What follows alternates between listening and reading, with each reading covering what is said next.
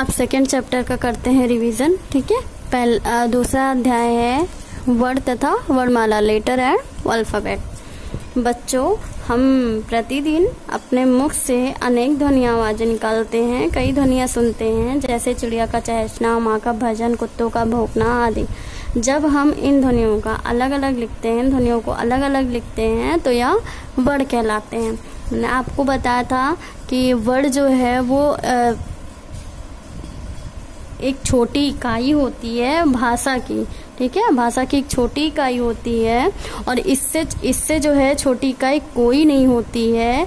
ये भाषा की सबसे छोटी इकाई होती है। जैसे मैंने आपको बोला था और आपको उदाहरण के साथ आपको समझाया था कि बेटा कोई भी चीज है, अगर मैंने उसका जो है सबसे लास्ट का कण लिया है, मीन्स बिल्कुल एक छोटा सा कंकड़ लिया, कितना बड़ा पत्थर था उसको मैंने तोड़ा और एक छोटा सा एकदम लास्ट का जो कंकड़ बचता है उसको जब फोड़ेंगे तो उसका कोई भी टुकड़ा नहीं होगा। मीन्स वो सबसे ज्यादा छोटा टुकड़ा है, सबसे ज्यादा लास्ट का पॉइंट टुकड़ा है वो, तो उससे ज्यादा टुकड़ा हम नहीं कर सकते। सेम वैसे ही है, वर्ड एक छोटी इकाई है और इससे ज्यादा छोटी इकाई हमें नहीं मिलेगी। इससे ज्यादा जो छोटी इकाई होती है भाषा में वो बिल्कुल नहीं होती है। तो यहाँ टुकड़े का मतलब यहाँ बोली से है, बात करने से है, लैंग्वेज से है। ध्वनि जो निकलता है वो सबसे छोटा वर्ड ही निकलता है। अतः बोलते समय हमारे मुख से अनेक ध्वनियाँ निकलती हैं, इस ध्वनियों को वर्ड कहते हैं। हमारे मुंह से बोलते टाइम जो ध्वनि निकलती है, लय निकलता है, वो क्या होता है? वर्ड होता है। वर्ड भाषा की सबसे छोटी इकाई होती है, इसके और छोटे टुकड़े नहीं किए जा सकते। जैसे मैंने अभी आपको बोला वही है आपके बुक में कि सबसे छोटी इकाई वर्ड ही होती है, इससे ज्यादा छोटे टुकड़े इसके नहीं किए जा सकते। जैसे फूल, यानी यहाँ पे अलग अलग करके लिखा गया है और आपको ध्वनि के अकॉर्डिंग इसको मिलाना है। यानी हम जैसे बोल रहे हैं, ध्वनि निकल रही है हमारे मुंह से, या हम कोई भी चीज बोलते हैं, जब मतलब कोई भी चीज हमारे मुंह से निकलती है, कोई भी शब्द है, कोई भी शब्द का छोड़ दीजिए, सबसे पहले वर्ड का लीजिए आप। कोई भी एक छोटी सी ध्वनि निकलती है, कुछ बोलते हैं तो मुंह से ध्वनि निकलती है और वही उसी ध्वनि को, उसी आवाज को ही हम वर्ड कहते हैं। जैसे अगर हमें फूल बोलना है तो हम फूल कैसे बोलेंगे? फूल, ये बोलेंगे ना, फूल नहीं बोलेंगे। क्यों नहीं बोलेंगे? क्योंकि इस पे बड़ा ओ की मात्रा है। बड़ा ओ की मात्रा यानी ज्यादा हमें खींचना है। अगर यहाँ छोटा ओ की मात्रा होती तो हम बोलते फुल। फुल मतलब भरा, ठीक है। और फूल मतलब जो है, फूल जब हमें बोलना है तो उस ध्वनि को, उस लय को हमें खींचना पड़ेगा। जैसे हम बोल के देखिए, अगर फुल बोलेंगे तो जल्दी निकलेगा, लेकिन जब फूल बोलना होगा तो लय जो है, ध्वनि की जो है वो उसकी लंबी जाएगी। वही है फूल, यानी बड़ा ओ की मात्रा लग रही है यहाँ पे। वर्ड है, ये सारी चीजें जो अलग करके दिखाई गई हैं, आपको एक एक कण दिखाया गया, वो वर्ड है। वर्ड को जोड़ के हमने शब्द बनाया और जब हम ढेर सारे शब्द को ऐड करेंगे तो हम वाक्य बनाएंगे। वाक्य का प्रयोग जैसे हम करते नहीं है कि छोटे छोटे कण से जोड़ के हम वाक्य बनाएंगे, वही है हमारा। तो ये आपको समझाने के लिए दिया गया है। और जब मैंने आपको वर्ड चैप्टर पढ़ाया था तो मैंने आपको बोला था कि सबसे ज्यादा जरूरी जो हमारे लिए वो भाषा है और भाषा से हमारे आगे की चीजें जो हैं वो स्टार्ट होती हैं। लाइक कोई भी चीज ऐसी है, अगर हम बोलेंगे तो बिना ध्वनि के उस बात को नहीं निकाल पाएंगे। कोई चीज ऐसा नहीं है जो आप कभी खुद से बोल के देखिए, या आप कभी खुद से कोई लैंग्वेज निकालिए, कोई शब्द निकालिए, तो आपको खुद समझ में आएगा कि हमारे मुंह से बात के साथ या शब्द के साथ एक साउंड निकल रहा है, एक ध्वनि निकल रही है। आपको उस चीज को लगेगा कि हमारे मुंह से ही उस चीज का साउंड आ रहा है, यानी ध्वनि के साथ ही हमारी बात को हम कहते हैं। हम कोई भी बात ऐसी नहीं है कि बस खाली फर्क इतना होता है कि कुछ चीजें हम जल्दी बोल देते हैं और कुछ चीजों के लिए हम टाइम लगाते हैं। जैसे बड़ा ओ की मात्रा लगी हुई है तो हम फूल थोड़ा टाइम ले रहे हैं बोलने में, लेकिन छोटा ओ की मात्रा लगती फूल, बहुत जल्दी बोल देते हैं। तो फूल और फूल जैसे जो इसके बीच में जो डिस्टेंस है, जो ध्वनि निकल रही है, उसी को हम वर्ड बोलते हैं। और वर्ड सबसे ज्यादा छोटी कड़ी होती है। यानी कोई भी शब्द हमें बनाना है, जैसे मान लीजिए हमें बनाना है भजन, ठीक है। अब भजन बनाने के लिए भजन,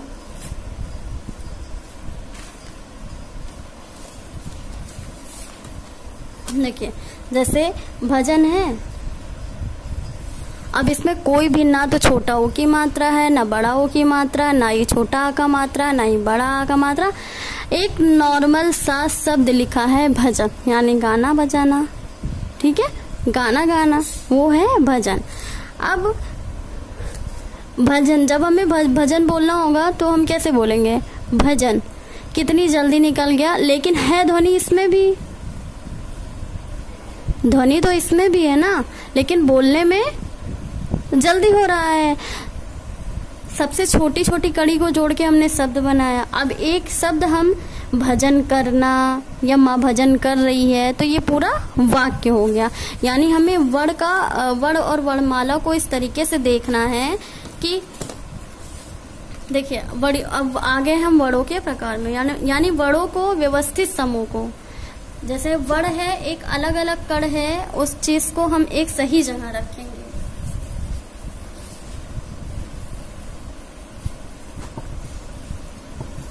जैसे वर्ण है, मैंने बोला सबसे छोटी छोटी इकाई होती है वर्ण, और ध्वनि होती है, उसी को वर्ण कहते हैं। तो उस चीज को जब हम व्यवस्थित यानी सही क्रम में रखेंगे, वही होगा सही वर्णमाला, तो उसी से बनेगा वर्ण का वर्णमाला। अब ये कितने प्रकार के होते हैं, वर्ण जो है वो दो प्रकार के होते हैं, पहला है स्वर, दूसरा है व्यंजन। अब स्वर में क्या है, स्वर में हिंदी वर्णमाला में जो स्वर होते हैं उनकी संख्या होती है 11, यानी 11 स्वर होते हैं। स्वरों का उच्चारण, यानी स्वरों को उच्चारण, जब कोई चीज हम उसको स्टार्टिंग से लेके एंड तक कोई चीज हम जानते हैं, तो उसके बीच की कड़ियों को हम छोड़ देते हैं। ऐसा रहता है कि हमने वर्ण जाना, शब्द जाने, वर्ण और शब्द के बीच में जो ध्वनियां जुड़ती हैं, उस चीज का उच्चारण भी करना जरूरी रहता है। स्वरों का उच्चारण बिना किसी अन्य वर्ण की सहायता से नहीं किया जा सकता। यानी स्वर जो हम बोलेंगे वो बिना किसी अन्य वर्ण के, यानी वर्ण यानी एक कड़ के, हम बिना उसकी सहायता से नहीं बोल सकते। आ ई उ, आ से लेके औ तक लिखा गया है, ये हमारा स्वर है। 1 2 3 4 5 6 7 8 9 10 11, यहाँ पढ़ा हमने, ये आ से लेके औ तक जितना है ये स्वर है। और व्यंजन, हिंदी वर्णमाला में 33 व्यंजन होते हैं, ये वर्ण स्वरों की सहायता से बोले जाते हैं। स्वर यानी आयु के सहायता से व्यंजन बोले जाते हैं। व्यंजन क्या है, का से लेके हा तक जितनी भी चीजें आती हैं वो व्यंजन है, और इनकी संख्या होती है 33, ठीक है। जब व्यंजन स्वर के बिना बोले जाते हैं तो उनके नीचे हलंत का प्रयोग किया जाता है। जैसे यहाँ हलंत का चिन्ह लगाया गया है, तो ये है हलंत का चित्र। सभी व्यंजनों में आ स्वर लगा होता है। कुछ भी हम बोलेंगे, चाहे वो का हो, खा हो, गा हो, घा, अंगा, चा, छा, जा, झा, या कुछ भी हो, सब में जो स्वर आएगा, जो ध्वनि आएगी, वो आ की आएगी, और वो छोटा आ की आएगी, ठीक है। कोई भी चीज हम बोलते हैं तो उसके पीछे जो ध्वनि आती है आ, यानी आ का स्वर जो है वो सारे शब्द में, सारे वर्ण में, सारे वाक्य में वो लगा होता है। उसका स्वर जो है वो ऑटोमेटिकली हमारे मुंह से निकलेगा जरूर। का, खा, गा भी मैंने बोला ना, का, खा, गा, घा, गा, कुछ भी लास्ट में आ जरूर आएगा। हम बोल का से रहे, लेकिन एंड हमारा आ पे हो रहा है। अब आ पे एंड होने का मतलब ये नहीं है कि हम का में आ जोड़ के लिखेंगे तो हमारा सही होगा। ये ध्वनि है, हमें केवल समझना है कि का में जब हम बोलेंगे तो लास्ट में जो ध्वनि आएगी वो ध्वनि किसकी आएगी, छोटा आ की। और ये ऐसा स्वर है जो सारे व्यंजनों में मिलता हो। सारे कोई भी शब्द लिखते हैं, कोई भी वाक्य बनाते हैं, सब में आ का स्वर हमें मिला हुआ नजर आता है। हिंदी वर्णमाला में इसके अतिरिक्त कुछ अन्य वर्ण होते हैं जो निम्नलिखित है। अनुस्वर चित्र, अनुस्वर का कुछ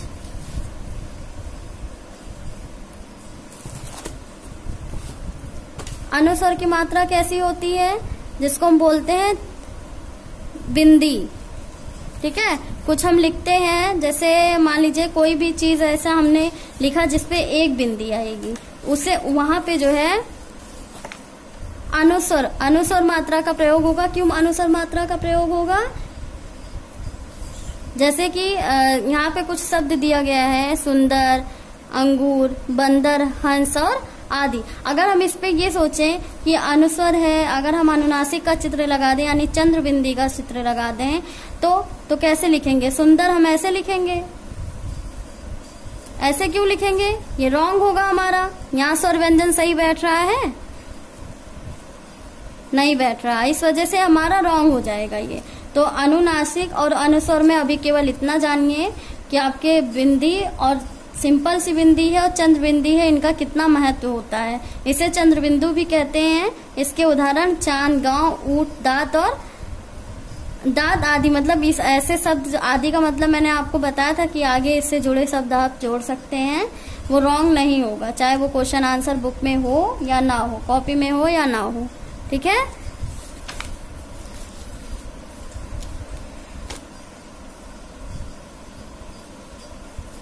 अब आते हैं विसर्ग पे। तो विसर्ग का चिन्ह आप बुक में देख रहे होंगे, ऐसा होता है।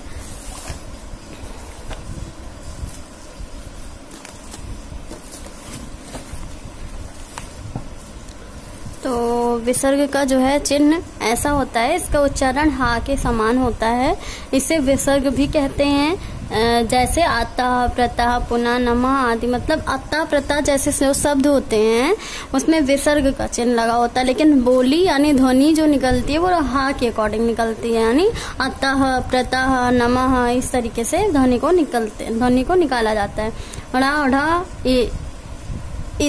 इन्हें अतिरिक्त व्यंजनों में गिना जाता है। अतिरिक्त व्यंजनों में गिना जाता है।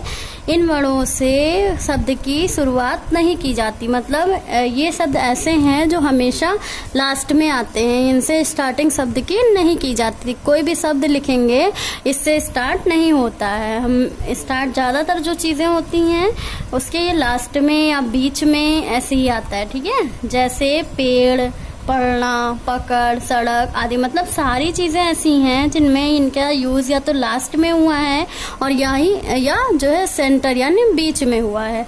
तो इन दोनों का यूज कभी भी वर्णों के शब्द की शुरुआत में नहीं आता, हमेशा उसके लास्ट में और बीच में आता है। इस जितने भी हैं वो संयुक्त व्यंजन हैं। ये दो व्यंजनों से मिलकर बनते हैं। दो व्यंजन कैसे मिलकर बनते हैं ये देखिए। काशा यानी कक्षा छा है और काशा यानी कक्षा।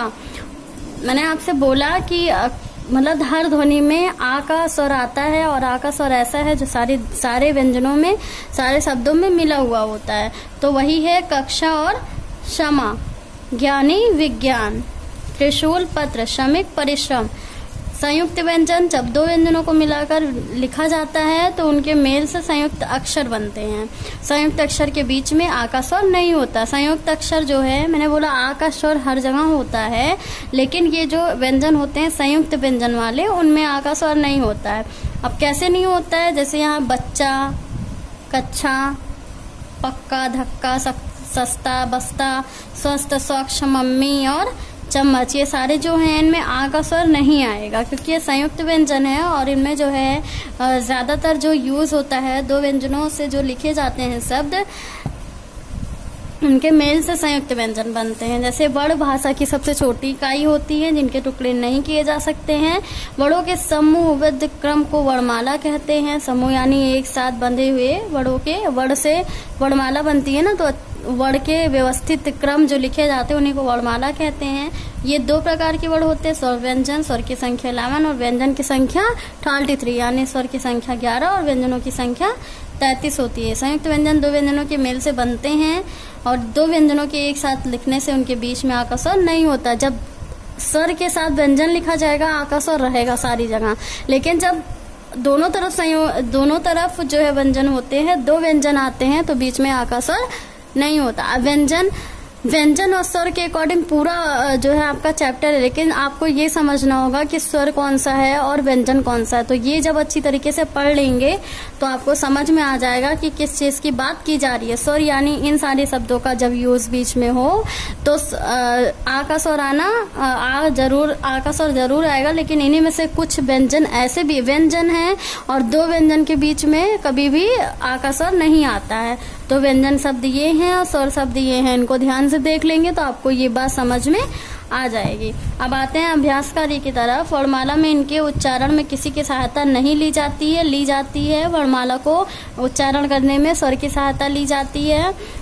निम्नलिखित में कौन से 2 वर्ण अतिरिक्त व्यंजन कहलाते हैं? वो हैं, ये शब्द जो है वो अतिरिक्त व्यंजन कहलाते हैं। स्वर व्यंजन कितने कितने होते हैं? 11 और 33 होते हैं। 11 स्वर और 33 व्यंजन होते हैं, इसलिए 11 33 आ सही है। निम्नलिखित में से किसके अनुस्वर का प्रयोग हुआ है? निम्नलिखित में से किसमें अनुस्वर, यानी अनुस्वर मतलब मैंने आपको बोला कि बिंदी, एक सिंपल सी बिंदी, तो चारों में से देखिए कौन सा सिंपल बिंदी है और वही सही है। अनुस्वर मतलब एक नॉर्मल सी बिंदी है और अनुनासिक में चंद्र बिंदी है, तो ये दोनों फर्क आपको दिखेगा। इसमें सारे अनुनासिक के शब्द हैं, केवल सुंदर ऐसा है जो अनुस्वर है, इस वजह से इस पे टिक लगाया गया, क्योंकि क्वेश्चन में पूछा जा रहा है अनुस्वर का प्रयोग है, ना कि अनुनासिक का प्रयोग है। उचित शब्दों से रिक्त स्थानों की पूर्ति कीजिए। वर्ण भाषा की सबसे छोटी इकाई होती है। व्यंजनों का उच्चारण स्वरों की सहायता से होता है। सभी व्यंजनों में आ का स्वर लगा होता है। विसर्ग का उच्चारण हा के समान होता है। जब 2 व्यंजनों को मिलाकर लिखा जाता है तो उनके मेल से संयुक्त व्यंजन बनते हैं। फिर निम्नलिखित का मिलान करिए। आपको अनुस्वर, अनुनासिक, विसर्ग, संयुक्त व्यंजन, अतिरिक्त, इसको पहचान के इसमें मिलान करना है। ये भी आप देख लीजिएगा। निम्नलिखित स्वरों को सही क्रम में लिखिए। सही क्रम में कौन सा स्वर है उसको लिखना है आपको। यहाँ पे उल्टा सीधा करके लिख दिया गया, छोटा छोटी, बड़ा बड़ाऊ, ए करके लिखा गया है, उसको आपको सही से लिखना है। छोटा बड़ा, छोटी बड़ी, छोटा बड़ा, ए ओ, इस तरीके से उसको लिखना है, तो आप इसको भी देख लीजिएगा। फिर है अनुस्वर और अनुनासिक, दोनों शब्दों का अंतर है। दोनों शब्दों को अलग अलग इस टोकरी से निकाल के आपको डालना है। तो इस चीज के बारे में आपको नॉलेज नहीं होगी तो आप कर नहीं पाएंगे, और इसलिए आपको नॉलेज होना जरूरी है। तो मैंने आपको बोला अनुस्वर और अनुनासिक अच्छे से पढ़ लीजिएगा। अनुस्वर केवल बिंदी, ऐसे कुछ शब्द होते हैं जिनमें सिंपल सी एक नॉर्मल सी बिंदी लगती है। अनुनासिक बहुत इजी आपको बता रहे हैं, इससे आपको समझने में भी प्रॉब्लम नहीं होगी और आपको ये समझ में भी बहुत जल्दी आएगा। इस वजह से मैंने केवल इतना ही आपको बताया। अनुस्वर में है सिंपल सी बिंदी लगानी, अनुनासिक में है आपको चंद्र बिंदी लगानी। तो मतलब चंद्र बिंदी यानी बांध, दांत जैसे कोई भी शब्द आ जाता है, पूछा जाता है कौन सा इसमें चिन्ह है, अनुनासिक का आप बता सकते हैं। अगर ऐसी बिंदी आती है जिसमें बंदर या गंध, घंटी, इस तरीके शब्द आते हैं तो आपको अनुस्वर में ही उसको डालना है। तो आपको टोकरी से दोनों अलग अलग करना है। इसको भी आप देख लीजिएगा। और फिर आते हैं हम क्वेश्चन आंसर पे। तो क्वेश्चन आंसर हम एक बार से फिर से रिवीजन कर लेते हैं। वर्ण किसे कहते हैं? बोलते समय हमारे मुख से अनेक प्रकार की ध्वनियां निकलती हैं, इन ध्वनियों को ही वर्ण कहते हैं। वर्णमाला किसे कहते हैं? वर्णों को क्रमानुसार लिखने को वर्णमाला कहते हैं। वर्णमाला यानी वर्ण की माला। भाषा की सबसे छोटी इकाई कौन सी है? तो भाषा की सबसे छोटी इकाई जो है वो वर्ण है, जिसके और टुकड़े नहीं किए जा सकते।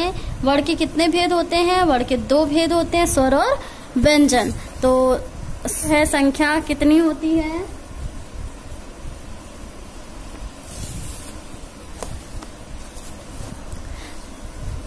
देखिए स्वर कितने प्रकार के होते हैं। स्वर हिंदी वर्णमाला में 11 स्वर होते हैं। स्वरों का उच्चारण बिना किसी अन्य वर्ण किया जाता है, मतलब बिना किसी अन्य वर्ण की सहायता से किया जाता है। हिंदी वर्णमाला में 11 स्वर होते हैं। स्वरों का उच्चारण बिना किसी अन्य वर्ण की सहायता से किया जाता है, इसमें किसी भी अन्य वर्ण का यूज नहीं होता है। स्वर में व्यंजन कितने प्रकार के होते हैं? व्यंजन 33 प्रकार के होते हैं और ये वर्ण स्वरों की सहायता से ही लिखे जाते हैं। व्यंजन कभी भी बिना स्वर की सहायता से नहीं लिखे जाते, इसमें इनकी सहायता जरूर होती है। तो ये आपका क्वेश्चन आंसर था। एंड आपका जो है ये वर्ण चैप्टर, वर्ण में बस आपको वर्ण और वर्णमाला में इतना जानना है कि वर्ण जो है वो भाषा की सबसे छोटी इकाई है, इससे छोटी इकाई कोई नहीं होती है और इससे ज्यादा छोटा कोई आपको वर्ण शब्द अक्षर तक नहीं मिलेगा, क्योंकि वर्ण जो है वो अक्षर ही है। आपका सबसे छोटा पॉइंट होता है, उसी पॉइंट को जोड़ के आपको शब्द बनाना पड़ता है और शब्द को सही तरीके से व्यवस्थित लिखने से आपको उस चीज का वाक्य बनाना। तो जैसे जैसे आपके चैप्टर आगे जाएंगे, मात्रा आएगा, संज्ञा व सर्वनाम, ऐसे जितने भी चैप्टर आएंगे, आपके पाठ आएंगे, तो आपको इन चीज़ों के बारे में आपकी नॉलेज जो है वो बढ़ेगी, क्योंकि अभी आपको केवल वर्णमाला पे ध्यान देना है। और अब मैंने चैप्टर का रिवीजन कराया है आपको। मैंने भाषा को भी मैंने बहुत ईजिली तरीके से, जितना हो समझ में भी आ जाए आपको और आपको लर्न करने में भी कोई दिक्कत ना हो, वैसे ही मैंने आपको वर्ण और वर्णमाला भी बताया है। सबसे मेन पॉइंट मैंने आपको बताया है, वर्ण कितने प्रकार के होते हैं, कौन कौन से होते हैं, आपको ये पढ़ लेना है। और सबसे बड़ी बात ये है बेटा, आपको विकल्प, सही विकल्प है, रिक्त स्थान है और मिलान है, बाकी एक्सरसाइज है, वो आपको फर्स्ट सेकंड चैप्टर का पढ़ना है। आई मीन भाषा का और वर्णमाला वर्ण का पढ़ना है, और इससे ही आपका टेस्ट पेपर आएगा। क्वेश्चन आंसर भी मैंने दोनों का आपको बता दिया है और वर्णमाला का भी बता दिया है। अगर आपका दोनों चैप्टर में से, आई मीन दोनों पार्ट में से कोई भी अगर छूटा हो या कोई क्वेश्चन आपका छूटा हो, नहीं हुआ हो, या किसी कारणवश आपका पूरा ना हो पाया हो, तो आप लोग तो ये वीडियो आप लोग उस जगह पे रोक सकते हैं जहां से आपको वर्क निकालने का जरूरी हो। आपको वहां से वर्क निकालना है तो आप पुश करके पहले वर्क कंप्लीट कर लीजिएगा। टेस्ट रिवीजन आपको दोनों चैप्टर का करना है, और कोई भी चीज आपको नहीं छोड़नी है, ना वो अभ्यास कार्य का छोड़ना है, ना ही क्वेश्चन आंसर। तो आपको रिवीजन करना है सारी चीजों का, तो रिवीजन कर लीजिए। और टेस्ट में आप 20 मार्क्स नो पार्ट से आपको रिलेटेड क्वेश्चन दिए जाएंगे, ठीक है। तो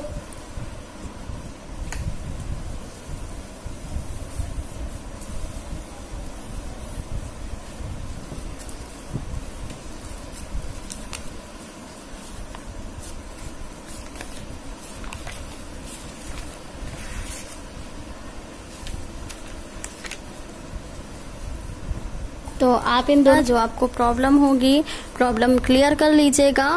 और आपके पास 1.5 घंटे का टाइम रहेगा पेपर का। आप 1.5 घंटे में चैप्टर्स को रिवीजन कर सकते हैं अच्छी तरीके से। उसके बाद आपका उस चीज का टेस्ट होगा, और जिसका वर्क दोनों भी पार्ट में नहीं हुआ होगा, उस दोनों पार्ट का आप वर्क को पूरा कर सकते हैं, कंप्लीट कर सकते हैं।